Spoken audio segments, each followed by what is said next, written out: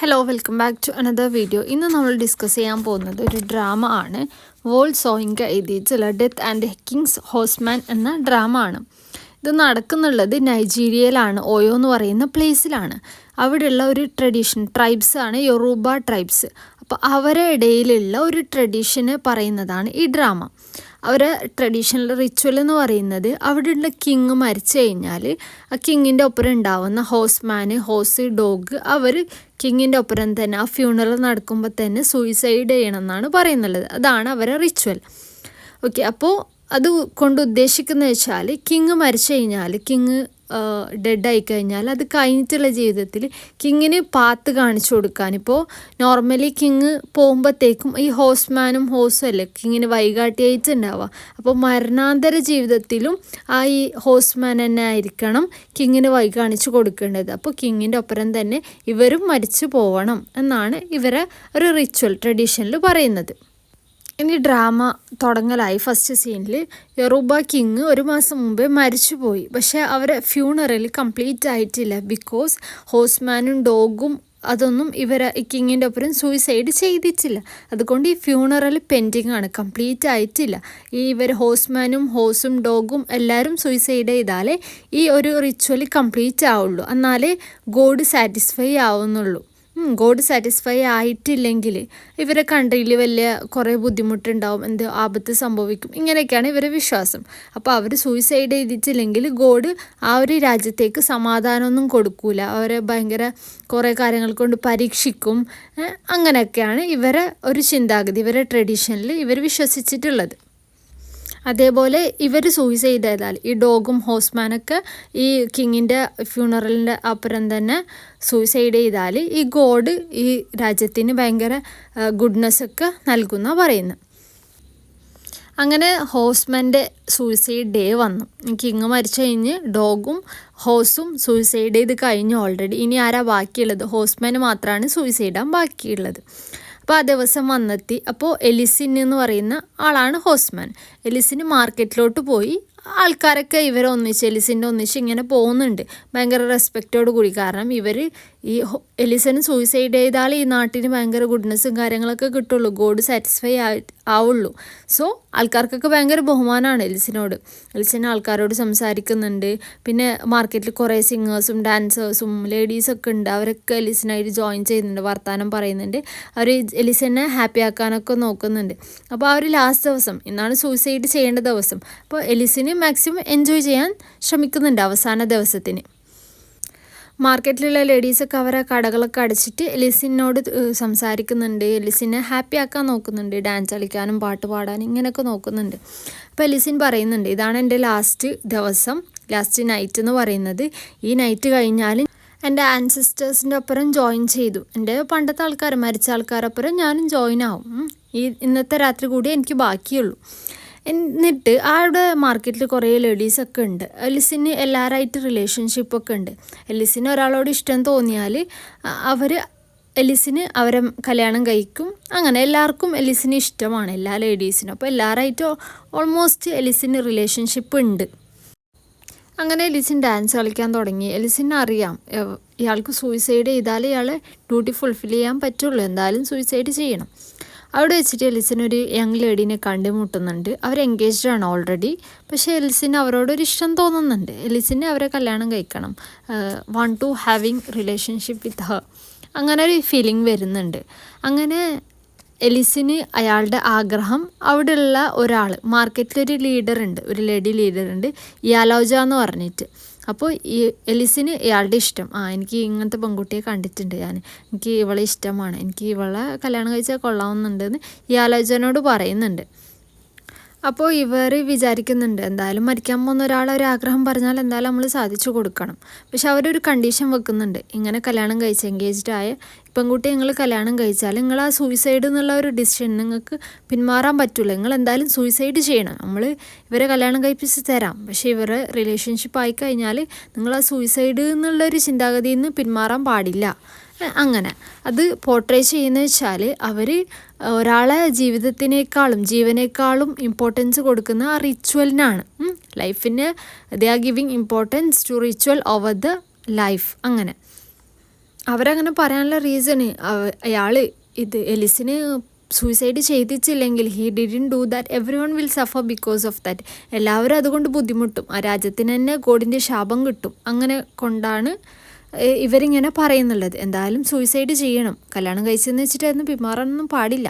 അങ്ങനെ എന്നിട്ട് യാലോജ ബ്രൈഡിനുള്ള ഇവരെ ഡെക്കറേറ്റ് ചെയ്യുന്നുണ്ട്, മണവാട്ടി അലങ്കരിക്കുന്നുണ്ട്. അതേപോലെ ബെഡ്റൂമിന് ഫസ്റ്റ് നൈറ്റ് സ്റ്റാളെല്ലാം കൊണ്ട് എല്ലാം സെറ്റ് ചെയ്യുന്നുണ്ട്.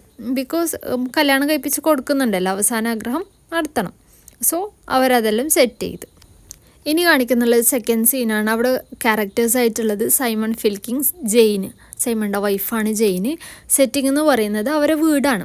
ഇപ്പോൾ സൈമൺ എന്ന് പറയുന്ന ഒരു ഇംഗ്ലീഷ് ഡിസ്ട്രിക്ട് ഓഫീസറാണ്. ഈ ട്രഡീഷനൊക്കെ ഭയങ്കര ഒപ്പോസ് ചെയ്യുന്ന ഒരാളാണ്. സൈമൺ അവരെ ഭാര്യനെ വെയിറ്റ് ചെയ്തിരിക്കുകയാണ് ഒരു ഡാൻസ് പ്രോഗ്രാമിന് വേണ്ടിയിട്ട്. അവർ ഭയങ്കര ഒരു കോസ്റ്റ്യൂമൊക്കെ ആയിട്ട് ഡ്രസ്സൊക്കെ ചെയ്തിട്ട് വരുന്നുണ്ട്. അവിടെ തന്നെയുള്ള വേറെ രണ്ട് ക്യാരക്ടറാണ് അമൂസ ആൻഡ് ജോസഫ്. അവരിങ്ങനെ ഈ ട്രഡീഷനെ കുറിച്ചിട്ട് പറയുന്നുണ്ട്. ഇവിടെ എലിസൻ്റെ ഡെത്തും സൂയിസൈഡ് റിച്വലും കാര്യങ്ങളൊക്കെ കുറിച്ചിട്ട് അവർ ഡിസ്കസ് ചെയ്യുന്നുണ്ട്.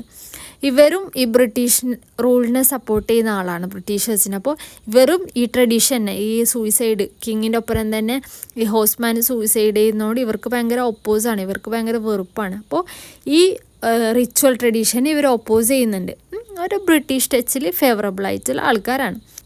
സൈമന് എലിസനായിട്ടൊരു ചെറിയ റിലേഷൻ ഉണ്ട്. എങ്ങനെയാണെന്ന് വെച്ചാൽ എലിസൻ്റെ മകൻ ഒളുണ്ടേനെ പുറം രാജ്യത്തേക്ക് പഠിപ്പിക്കാൻ വേണ്ടിയിട്ട് അയച്ചത് ഈ സൈമണാണ്.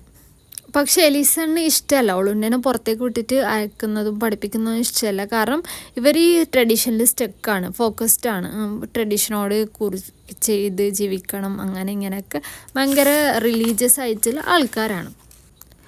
സൈമണും ജെയിനൊക്കെ ഭയങ്കര കോസ്റ്റ്യൂമിൽ ഡ്രസ്സൊക്കെ ചെയ്ത് വെയിറ്റ് ചെയ്യുന്നത് ഇംഗ്ലണ്ടിൻ്റെ പ്രിൻസിനെയാണ്. പ്രിൻസ് ഈ കൺട്രീനെ ഇന്ന് രാത്രി വിസിറ്റ് ചെയ്യും. England prince visit the country this night. So the suicide should not happen today. ഇന്ന് സൂയിസൈഡ് നടക്കാൻ പാടില്ല. സൂയിസൈഡ് നടന്നാൽ എന്താ, ബാക്കിയുള്ളവർക്ക് ഇതൊരു ഹാപ്പി റിച്വൽ, നാട്ടുകാർക്ക് എന്തൊരു സന്തോഷമാണ്, അവരുടെ നാട്ടിന് ഗുഡ്നെസ് കാര്യങ്ങളൊക്കെ കിട്ടും. പക്ഷേ നമുക്ക് അതേഴ്സിന് ഇതൊരു സാഡ് തിങ് ആണ്, ഒരാൾ ജീവൻ പോകുന്നുണ്ട്. അപ്പോൾ പ്രിൻസ് വരുന്ന ദിവസം തന്നെ ഒരാൾ സൂയിസൈഡ് ചെയ്യുന്നതെന്ന് പറയുന്നത് ഇറ്റ്സ് എ നെഗറ്റീവ് ഇമ്പാക്റ്റ്. അപ്പോൾ അതിന് പ്രിവെൻറ്റ് ചെയ്യാൻ വേണ്ടിയിട്ട് ഈ സൈമണ്, അമ്മൂസ, ഇവരൊക്കെ ജോസഫ് ഇവരൊക്കെ എന്താ എലിസനെ ലോക്ക് ചെയ്യാൻ തീരുമാനിച്ചു. അവർ പ്ലാൻ ചെയ്യാണ് എങ്ങനെയും എലിസനെ ഈ സൂയിസൈഡ് എന്ന് പറയുന്ന ഡിസിഷനിൽ പിന്തിരിപ്പിക്കണം. സൂയിസൈഡ് ചെയ്യാൻ പാടില്ല, it's A negative impact for the Prince visit. അങ്ങനെ ഇനി അടുത്തതായിട്ട് സീൻസ് 3 ആണ് കാണിക്കുന്നുള്ളത്. ലൊക്കേഷൻ എന്ന് പറയുന്നത് മാർക്കറ്റാണ്. അങ്ങനെ അവിടെ മാർക്കറ്റിൽ എല്ലാവരും ലേഡീസൊക്കെ ഡാൻസ് ചെയ്യുന്നുണ്ട്, പാട്ട് പാടുന്നുണ്ട്, ആഘോഷത്തിമിറപ്പിലാണ്. അങ്ങനെ എലിസന് പറയുന്നുണ്ട് എനിക്ക് ആ പെൺകുട്ടിയെ ഭയങ്കര ഇഷ്ടമാണ്, ആ മാരേജ് ചെയ്യുന്നത്. അങ്ങനെ ആ സമയത്ത് ഈ അമൂസയും 2 പോലീസ് ഓഫീസേഴ്സും അവിടെ വരുന്നുണ്ട് എലിസനെ അറസ്റ്റ് ചെയ്യാൻ വേണ്ടിയിട്ട്, സൂയിസൈഡ് പ്രിവെൻറ്റ് ചെയ്യാൻ വേണ്ടിയിട്ട്. അപ്പോൾ അവിടെ കൂടിയിട്ടുള്ള കുറേ ലേഡീസ് ഉണ്ടല്ലോ, അവരെല്ലാം ഇത് ഒപ്പോസ് ചെയ്യുന്നുണ്ട്. പോലീസുകാരെ ഷൗട്ട് ചെയ്യുന്നുണ്ട്, അറ്റാക്ക് ചെയ്യുന്നുണ്ട്. അപ്പോൾ അവർക്ക് അറസ്റ്റ് ചെയ്യാൻ പറ്റാത്ത അവർ തിരിച്ചു വരുന്നുണ്ട്. അവിടെ വെച്ചിട്ട് തന്നെ എലിസൻ്റെ ഫസ്റ്റ് നൈറ്റ് കംപ്ലീറ്റ് ആവുന്നുണ്ട്.